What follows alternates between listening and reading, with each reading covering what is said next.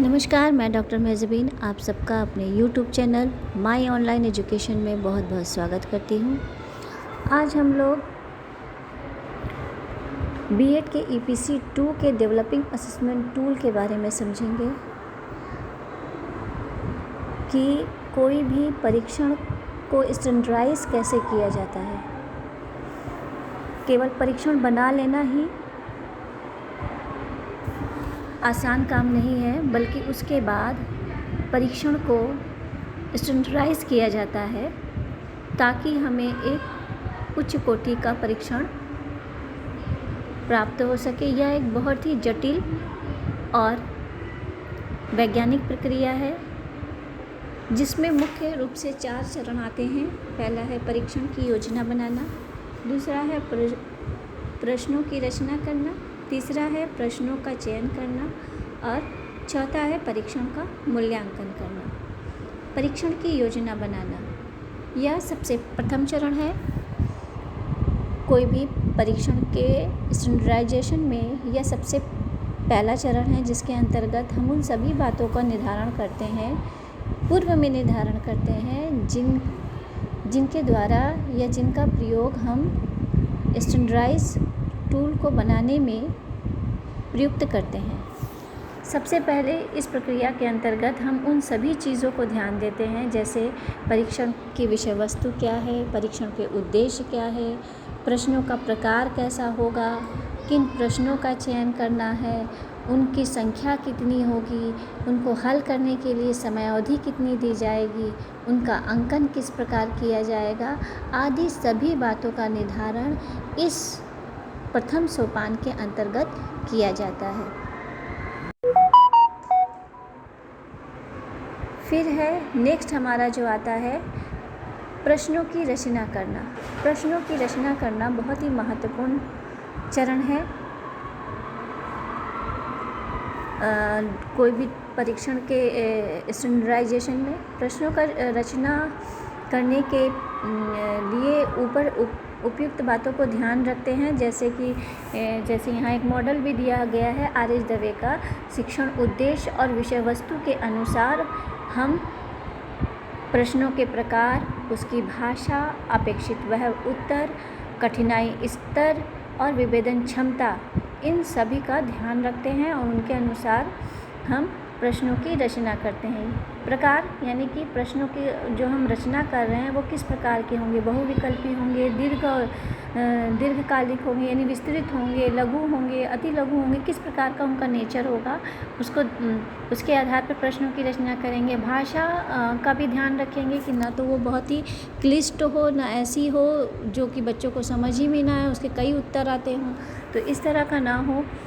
फिर है अपेक्षित उत्तर, उसका एक अपेक्षित उत्तर हो प्रश्न का, ये भी ध्यान रखने वाली बात है। फिर कठिनाई स्तर और विभेदन क्षमता, उनका हमने मतलब कठिनाई स्तर यानी प्रश्न ऐसे हो कि न बहुत जटिल हो न बहुत सरल हो, एक मध्यम स्तर का उसमें कठिनाई स्तर हो। विभेदन क्षमता यानी कि कमज़ोर बालक और अच्छे बालकों में वो डिफ्रेंशिएट करने की उसमें क्षमता हो परीक्षण में, ये ध्यान रखेंगे प्रश्नों की रचना करते समय। और सबसे प्रमुख बात यह कि हमें जितने भी प्रश्न बनाने हैं, मान लिया कि हमें 20 प्रश्न हमें चाहिए हमें अपने परीक्षण में, तो हम उससे तिगुने प्रश्न बनाते हैं, यानी 20 हमें चाहिए तो हम 60 बनाते हैं और फिर हम उन 60 प्रश्नों में से उपयुक्त 20, 22, 23 जो भी हमें प्राप्त होते हैं उतने प्रश्नों का चयन हम पद विश्लेषण के द्वारा करते हैं। तो ये पहला चरण है हमारा, ये दूसरा चरण है। और फिर उसके बाद हमारा तीसरा चरण आता है प्रश्नों का चयन करना। प्रश्नों का चयन के लिए परीक्षण के जांच स्तर के मुख्य 2 स्तर होते हैं, जैसे प्रारंभिक जांच और वास्तविक जांच। प्रारंभिक स्तर के जांच, जैसे अगर हमने प्रश्नों की रचना 60 प्रश्न हमने बना लिए और अब हमें उसकी जांच करनी है कि ये जो प्रश्न बने हैं वो सही हैं या नहीं, तो प्रारंभिक जांच के लिए हम प्री ट्राई आउट स्टेज में हम क्या करते हैं, दो या तो भाषा विशेषज्ञ के द्वारा वो जो प्रश्न आपने दिया है वो भाषा विशेषज्ञ को देते हैं चेक करने के लिए। साथ में कुछ बच्चों के साथ भी हम उसको उस टेस्ट को अप्लाई करके देखते हैं कि उसमें बच्चों को समझने में कोई दिक्कत तो नहीं आ रही है। तो जो भी उनकी समस्या होती है फिर उनका हम निदान करते हैं। और प्रारंभिक जांच स्तर पर ही हम ये भी कोशिश करते हैं कि जो हमारा ये परीक्षण है उसे हम विषय विशेषज्ञ को भी दें, ताकि वो ये भी निश्चित हो जाए कि ये प्रश्न उसी से संबंधित है जिससे कि ये प्रश्न उसी विषय का या उसी चीज़ का मूल्यांकन कर रहा है जिसके लिए उसका निर्माण किया जा रहा है। तो हमें प्रारंभिक जांच स्तर पे या प्री ट्राई आउट स्टेज पे ये ध्यान रखना है कि हमें भाषा विशेषज्ञ और विषय विशेषज्ञ और बच्चों पर अप्लाई करके ये उसकी जो प्रारंभिक त्रुटियां हैं उसको दूर करना है। अब आता है नेक्स्ट स्टेज जो होता है वास्तविक जांच स्तर। वास्तविक जांच स्तर में जो प्रश्न बने हैं उनका प्रत्येक प्रश्न का आइटम एनालिसिस यानी पद विश्लेषण किया जाता है। पद विश्लेषण उनके कठिनाई स्तर और विभेदन क्षमता को निकाल कर किया जाता है। कठिनाई स्तर इसके साथ साथ एक विधि और भी है, विश्वसनीयता और वैधता के द्वारा भी किया जाता है, लेकिन हम यहाँ पद विश्लेषण कठिनाई स्तर और विभेदन क्षमता को निकाल कर करेंगे। कठिनाई स्तर का फार्मूला यहाँ नीचे दिया हुआ है, DV यानी डिफ़िकल्टी वैल्यू बराबर RH प्लस RL बटे 2N गुणे 100। RH का मतलब है उच्च समूह में सही उत्तर देने वाले छात्रों की संख्या, RL का मतलब है निम्न समूह में सही उत्तर देने वालों की संख्या, और N का मतलब है उच्च समूह और निम्न समूह में 27% छात्रों की संख्या। इसी प्रकार विभेदन क्षमता का ये सूत्र है, इसके द्वारा हम विभेदन क्षमता को निकालेंगे। अब उसके बाद निकालने के बाद ये हमारा ये पद विश्लेषण में जो ये 7 स्टेप होते हैं इसको फॉलो करते हैं। सबसे पहले परीक्षण को छात्रों के एक बड़े प्रतिनिधि समूह पर उसको अप्लाई करते हैं। प्रत्येक परीक्षण के लिए परीक्षण पर कुल प्राप्तांकों की गणना करके प्राप्तांकों को उस परीक्षण पुस्तिका पर अंकित कर लेते हैं। फिर परीक्षण पुस्तिकाओं को कुल प्राप्तांकों के आधार पर अधिक से कम के क्रम में व्यवस्थित कर लेते हैं। यानी कि अप्लाई करने के बाद हम उसको सभी प्रश्नों पर उस बच्चे ने क्या अंक पाया उसे अंकन करते हैं, और फिर उसको सभी बच्चों का अंकन का योग कर लेते हैं, और उस योग को हम अधिक से कम के क्रम में असेंडिंग ऑर्डर में हम सजा लेते हैं।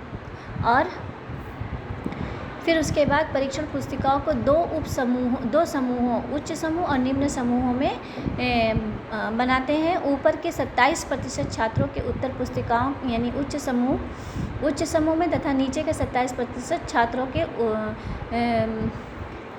उत्तर पुस्तिकाओं को निम्न समूह में रखते हैं। प्रत्येक समूह में छात्रों की संख्या समान होगी, इसे N से व्यक्त करते हैं। प्रत्येक प्रश्न के लिए उच्च समूह के छात्रों के द्वारा दिए गए सही उत्तरों की संख्या RH, इसी प्रकार निम्न समूहों के लिए RL लिखते हैं। कठिनाई स्तर ज्ञात करने के लिए RH और RL को जोड़कर, जो कि अभी हमने ऊपर आपको सूत्र बताया उसके अनुसार हम कठिनाई स्तर और विभेदन क्षमता को निकाल लेते हैं। इस तरह के देखिए एक बड़ा टेबल पहले बना लेते हैं, फिर उस टेबल में से 27% यानी कि अगर हम 50 बच्चों पे या 50 बच्चों पे मान लेते हैं अप्लाई किए हैं, तो उसमें से 14 बच्चे यानी 27% बच्चों को, 15 बच्चे इसमें हैं तो 27% ऊपर से यानी जिसने सबसे ज़्यादा अंक पाए हैं उनमें से क्रम में से हम 15 बच्चों को 27% बच्चों का एक समूह बना लेते हैं जिसे उच्च समूह कहेंगे। इसी प्रकार हम नीचे से 27% बच्चों को लेंगे, इन्हें हम निम्न समूह बना लेंगे, और फिर उसके बाद हम इस तालिका के अनुसार पद विश्लेषण करेंगे। उच्च समूह में सही उत्तर कितने बालकों ने दिया इस प्रश्न नंबर 1 पर, निम्न समूह के में कितने बच्चों ने सही उत्तर दिया प्रश्न 1 पर। फिर उसके अनुसार हम कठिनाई स्तर का फार्मूला लगाकर उसको हम निकाल लेंगे कि उस प्रश्न पर उसका कठिनाई स्तर क्या है उस प्रश्न का और उसकी विवेदन क्षमता क्या है, उसके आधार पे हम निर्णय लेंगे। जैसे इसमें कठिनाई स्तर तो 50% है, लेकिन इसकी विवेदन क्षमता 0.14 है, जो कि बहुत कम है, जबकि होना चाहिए हमें 0.30 से लेकर 0.80 तक अगर विवेदन क्षमता है तो उसको हम प्रश्न में शामिल करते हैं। और इसी प्रकार कठिनाई स्तर अगर 40 से लेकर 60 के बीच में है, 60% के बीच में है कठिनाई स्तर उस प्रश्न का, तो हम उसे सेलेक्ट करते हैं। इसका कठिनाई स्तर तो ठीक है 50%, लेकिन विवेदन क्षमता कम है, इसलिए ये प्रश्न हम रिजेक्ट कर देते हैं परीक्षण से। फिर दूसरा, इसी प्रकार दूसरे को देख लेते हैं, तीसरे को, चौथे को। ये देखिए सेलेक्ट वाले को हम देखते हैं, इसका कठिनाई स्तर जो है 50 है और इसका विवेदन क्षमता 42.42 है, यानी ये सेलेक्ट हुआ है, इसलिए हम इसको रख लेते हैं। इस तरह से हम इसका एक चार्ट बना लेंगे। और ये है प्रश्न जो बनाए गए हैं 60 प्रश्न वो है। इसमें हो सकता है कम भी दिए हों, लेकिन आपको तिगुने बनाने हैं, जितने आपको रखने हैं। एक आप टेंटेटिव बना लीजिएगा कि जितने आपको रखने हैं उससे तिगुने आपको बनाने हैं। फिर हम परीक्षण का मूल्यांकन करेंगे। ये चार्ट बना है, इसी के आधार पे हम इसका मूल्यांकन करेंगे। मूल्यांकन में आप देख सकते हैं कि इसका यहाँ से इसके कठिनाई स्तर और ये निकालने के बाद इसका जो किया गया उसको हम लिखते हैं। कठिनाई स्तर तथा विवेदन क्षमता निकाल कर DV 45% से लेकर 60 के बीच आने वाले प्रश्नों को और 0.30 से 0.80 विवेदन क्षमता के बीच आने वाले प्रश्नों को स्वीकृत कर लिया जाता है। इस प्रकार हमने पद विश्लेषण के द्वारा प्रश्न संख्या, अब हम लिखेंगे जो हमारा प्रश्न संख्या सेलेक्ट हुआ है। जैसे यहाँ पे 4, 5, 6, 9, 14, 15 ये जो सेलेक्ट हुआ है उसको लिखेंगे। फिर इन प्रश्नों और इसी प्रकार जो रिजेक्ट हुए हैं उनको भी लिख देंगे। और लास्ट में हम लिखेंगे इस प्रकार हमने स्वीकृत प्रश्नों की प्रश्नावली के अंतिम प्रारूप में रखा, और उस प्रारूप को भी अंतिम जो आपके प्रश्न बचे हैं उसको भी आप यहाँ इस तरह से लगा देंगे। जैसे ये बाद में इसके ये 50 प्रश्न हैं और उसके बाद जो लगेंगे वो जो सेलेक्ट होंगे वो प्रश्न आएंगे, वो इसने नहीं लगाए हैं, आप लगा लीजिएगा, ठीक है। तो इस तरह से आपका ये पद विश्लेषण और ये उत्तर कुंजी जो प्राप्तांक जो ये प्रश्नावली बनी है, बहुविकल्पीय प्रश्नों के एक परीक्षण बना है, उसका उत्तर कुंजी है ये, जिसके द्वारा वो उसको अंक प्रदान किया गया है। इस तरह से कोई भी टेस्ट जो होता है उसको स्टैंडर्डाइज किया जाता है। आपको यदि हमारा